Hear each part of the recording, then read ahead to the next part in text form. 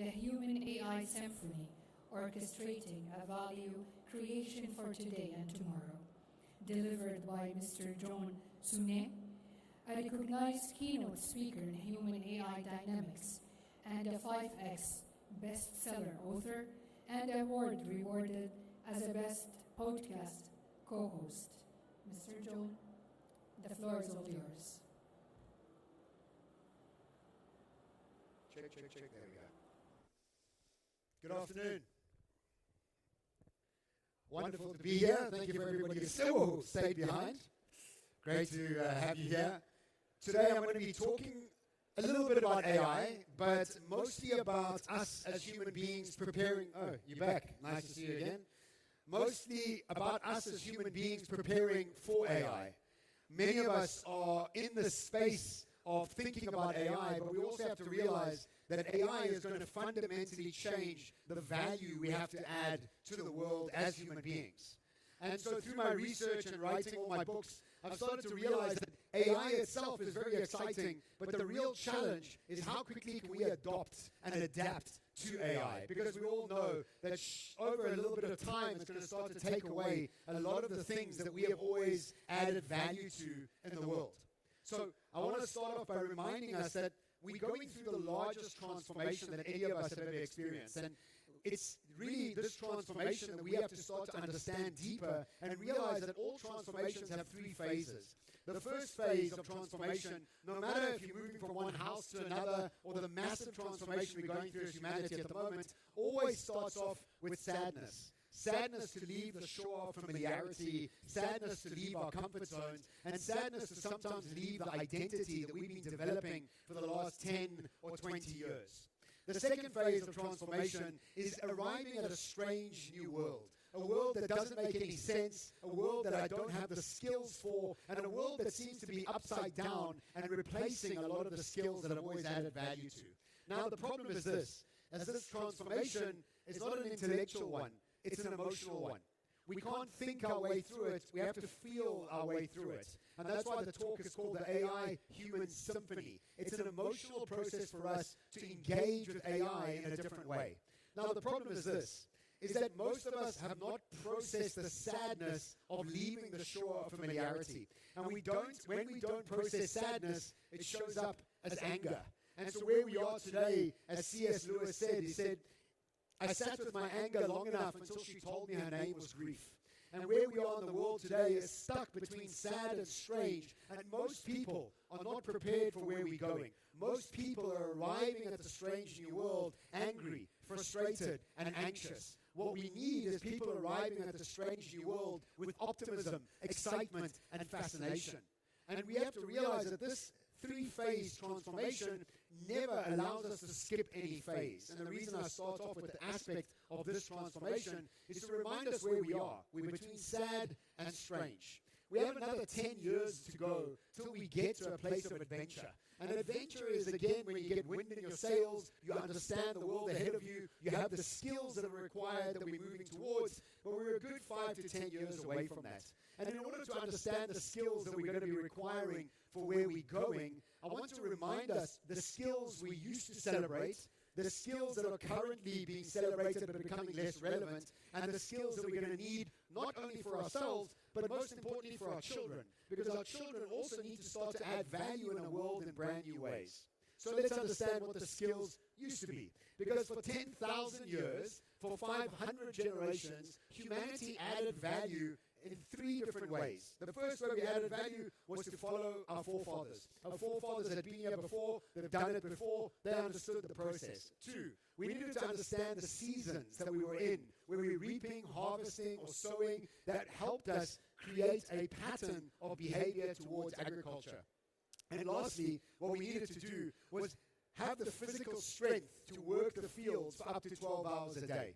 And if we didn't have the physical strength and didn't follow our forefathers, we would literally starve to death. There was no other option for us to follow. And so we realized that for 10,000 years, humanity, for 500 generations, only added value to the world through our physicality. And the stronger you were, the more you could work the fields, the more successful you'd become. The more you'd be able to feed your family, the more you'd be able to take something to the market to trade. But as this PQ started to really gather steam over 10,000 years, something new started to happen. And over about 250 years ago, the Industrial Revolution started. And as the Industrial Revolution started, our physicality became irrelevant. None of us here try and push a tractor harder than a tractor. None of us try and run faster than a car. And we realized that the skill of the agricultural era started to shift out as the Industrial Revolution arrived. Guess what? Massive panic around the world because everything that we've always done was becoming irrelevant. So as we start to move into the Industrial Revolution 200 years ago, we start to follow new rules of how to add value to the world. And we went from following your forefathers to following the system. The better we followed the system, the more we'd be prized. The better you did at school, the better you did at university, the better you did at work, the more you'd be prized, the more you'd be promoted, the more money you'd make. But we have a small problem. The system itself is starting to implode around us. The system itself is starting to become democratized, demonetized, and totally disrupted, meaning that most of the industries around us are moving to something called the zero marginal cost society, meaning that most things that digitization touches moves towards free.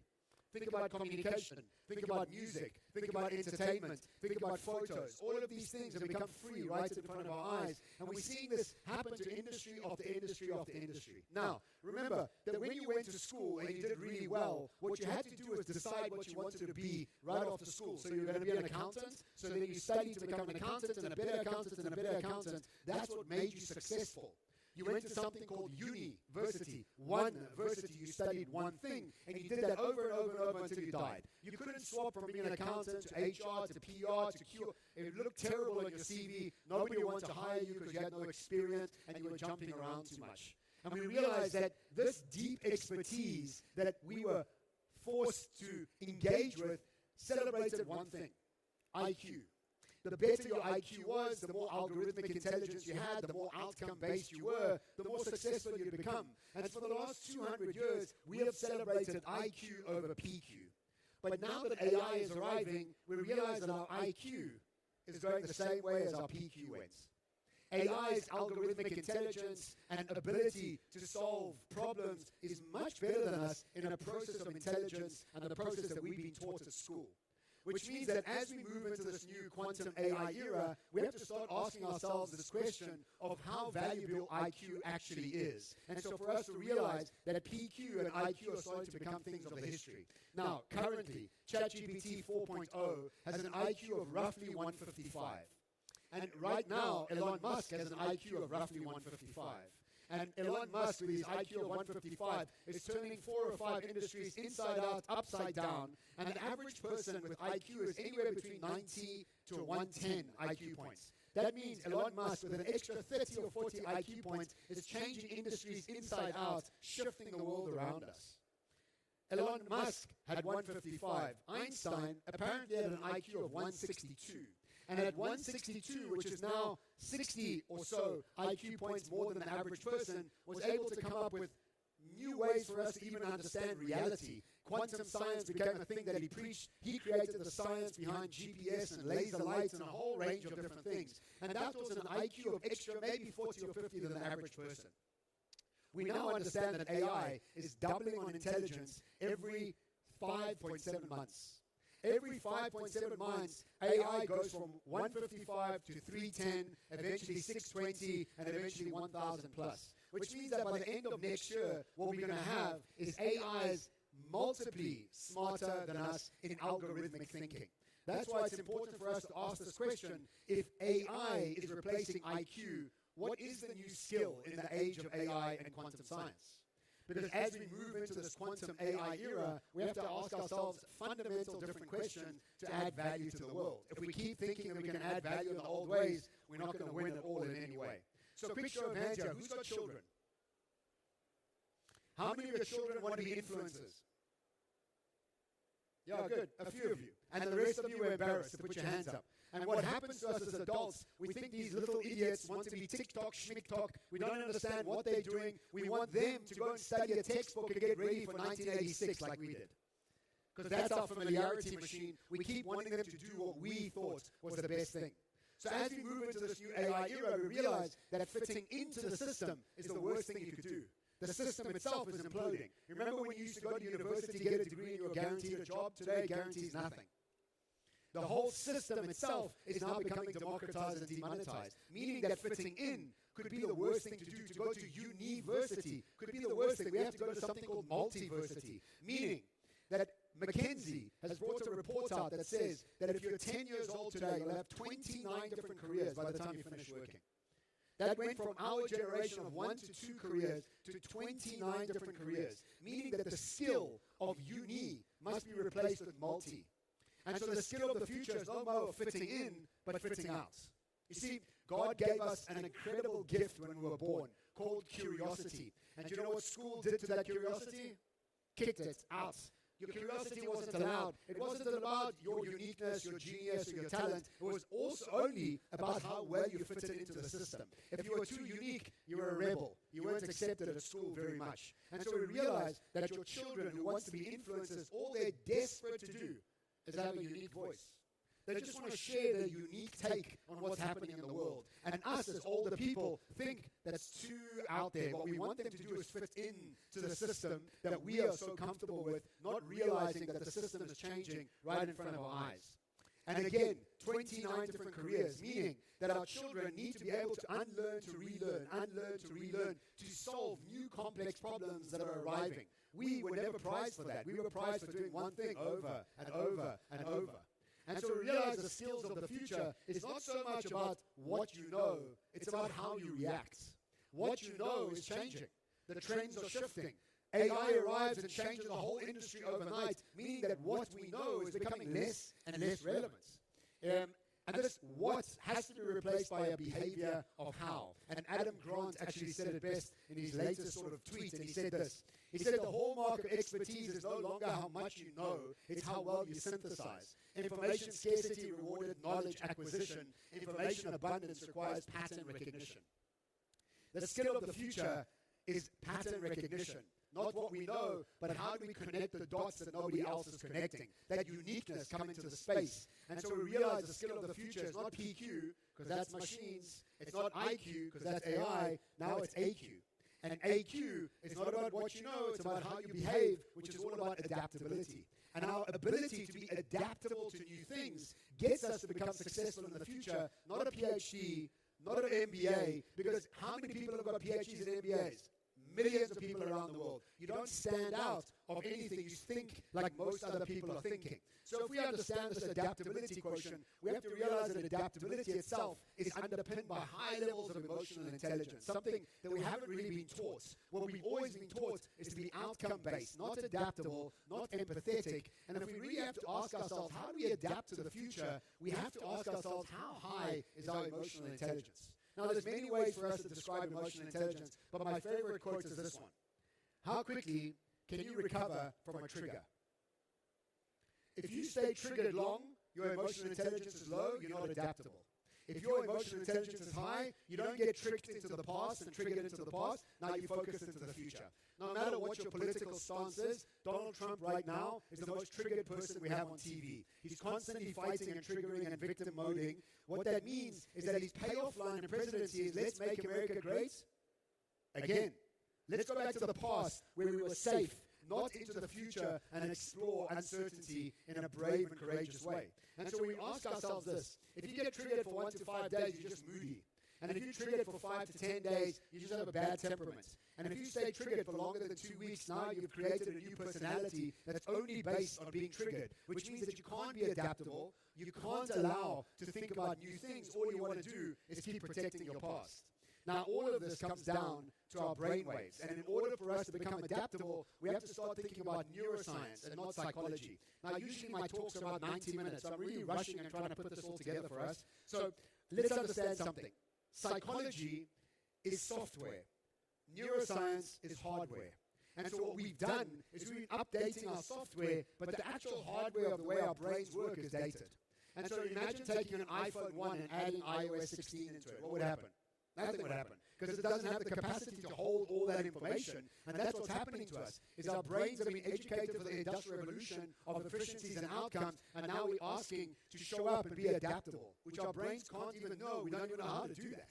but it all comes down to our brainwaves. And so there's 5 different brainwaves that we have. First one is delta, when we are sleeping. The second one is theta, when you're half awake, half asleep.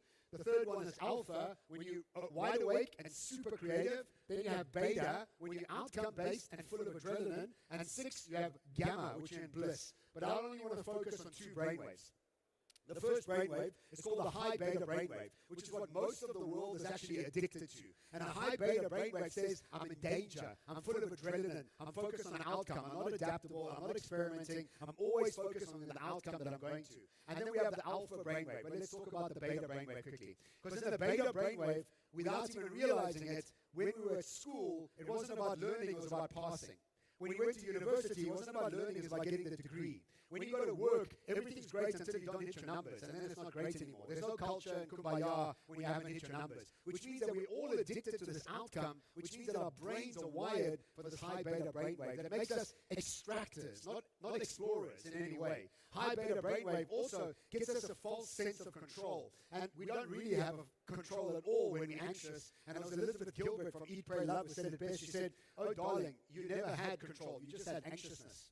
And so what has happened to our society is we've become addicted to this level of adrenaline and anxiousness because the world of economies of scale required us to always get to the end as quickly as possible. Whereas today, that's not the case anymore. Today, what we have to do is explore and adapt. And so some personality traits of a high beta brainwave is somebody who's anxious and afraid for no reason whatsoever. 2, has OCD, chasing their tail for perfection. Again, a useless skill in a world that requires adaptability, not perfection. 3, you have sleep difficulties. You can't even rest because when your brain is addicted to a high beta brainwave for longer than 2 years, now it never switches off. Now it's continuously looking for danger, which means now we need sleeping tablets and all sorts of things to try and relax. 4, you have a loud critic in your voice. When you're in a high beta brainwave, you're always fat, ugly, and poor because that's what a loud critic does inside your voice. And 5, when you're in a high beta brainwave, you're stuck in the past, not exploring the future. Now, let me remind you that there's another brainwave that we can access that is required for where we're going. The high beta brainwave was excellent for the economies of scale, actually the worst thing you could do for the world of AI that we're moving into. And the other brainwave is called an alpha brainwave. And an alpha brainwave is something that maybe some of us have experienced, but the last time most of us experienced it is when we were on holiday. Do you remember the last time you went on a really long, great holiday? Nobody goes on holidays here? Saudi, nobody goes on holidays? Okay, 3 people go on holidays, that's fantastic, thank you. So remember the last holiday that you went on? That was amazing. But you remember the 2 weeks before you went on the holiday? Do you remember that? Do you remember how terrible everything was? You hated everybody, you hated your boss, you hated yourself, you thought your husband was fat, your kids were idiots, everything was terrible. You just hated everything. Then you went on holiday. And the 3rd day on holiday, you wake up, and you're like, geez, where have I been? What has happened? All the fights that I'm having at home are all my faults. By day 5, you don't think your husband's fat, now he's curvy. And by day 7, your kids aren't idiots, they're just expensive. And by day 10, you start making lists of all the things you should do when you get back home. By day 14, you're ready to take over the world. Now you're ready to do an amazing job when you get back to work. Do you know the only thing that changed? Your brainwaves. You went from a high beta brainwave, anxious, focused on the past, to an alpha brainwave, focused on the future, moving towards exploring. So if we think about this alpha brainwave, it's all about exploring. What happens when you get into that state of alpha, you're now excited about the uncertainty of the future, not focused on protecting your past. You're not about exploiting anything, you're about exploring. You're not full of adrenaline, and if your foot does this all the time, you have too much adrenaline inside your body, which means that you should stop drinking coffee, firstly, and secondly, you're not being adaptable when you're doing this. You're being impatient, which means that you're not actually experimenting with anything around you. And then lastly, you're in a flow state when you're in this alpha brainwave. So let's look at some of the characteristics of this alpha person. 1, you're calm and clear. When you're calm and clear, you're making better decisions. When you're making better decisions, you're making more money. Quite simply. When you're stressed, you're making terrible decisions. You're not making any good. You're not making as much money as you could. 2, when you're in an alpha brainwave, you're naturally creative. You're naturally lateral in the way you're thinking. Think back to your personality on your 12th day of your holiday. Totally different person, a totally different approach, totally solving different sorts of problems. 3, you're naturally more collaborative because you're not in danger. 4, you have the energy to engage with new information. When you're highly stressed, you have no time to engage with any new information, which means that when AI starts coming at you, you ignore it, you delete it, you generalize it, you don't want to engage with it. And lastly, when you're in an alpha brainwave, you're super focused on the future. So let's understand how we do this, because I've totally ran out of time right now. So very quickly, I'm going to tell you 3 ways. Again, like I said, my talks are usually 90 minutes, so I can go through this for a long time. But how do we create an alpha brainwave? And it all comes down to emotions. If we haven't processed emotions, we're always going to get stuck in a triggered space in a high beta brainwave. And so the first thing we have to do is heal our past, because our past carries trauma. And if our trauma keeps triggering us, we're not focused on adaptability, we're not focused on the future, we're only focused on protecting our past. Nelson Mandela said it best. He said, as I walked out the door towards the gate that would lead to my freedom, I knew if I didn't leave my bitterness and hatred behind, I'd still be in prison. Nelson Mandela became a global icon for one thing, healing his past. Not triggered into the past, but exploring the future. 2, when you are able to sit quietly and think about your future in optimistic ways, it's called creating positive future memories. And what happens when you create positive future memories, you start to rewire your brain, moving it from a high beta brainwave to an alpha brainwave, looking for optimistically at the world that you want to be moving into. As Einstein said, imagination is more important than knowledge. It is the attraction of life's forthcoming attractions, which means that when you start to imagine correctly, your brain starts to wire itself to look for more optimistic opportunities rather than continuously be scared of what's coming. This is literally what a brain looks like when you're imagining new possibilities. You're literally rewiring the brain to create more adaptability so you can start to create a new future rather than running away from the past. And lastly, meditation. And if you think meditation is some hippy-dippy idea, what you've got to realize is that meditation gives us the opportunity to move from beta to alpha as often as possible. And I want to remind you that prayer and meditation are totally different. Prayer is speaking to God, meditation is listening to Him. And most of us don't have the energy to sit there calmly and listen, because all of us are in a hurry, and we don't even know why we're in a hurry. And if you think meditation is some hippy-dippy thing, this is Bloomberg doing documentaries on meditation over and over and over and over. Why? Because when you're calm and when you're clear and you're adaptable, you make more money and become more successful. Thank you so much for your attention. Nice to be here. Ciao.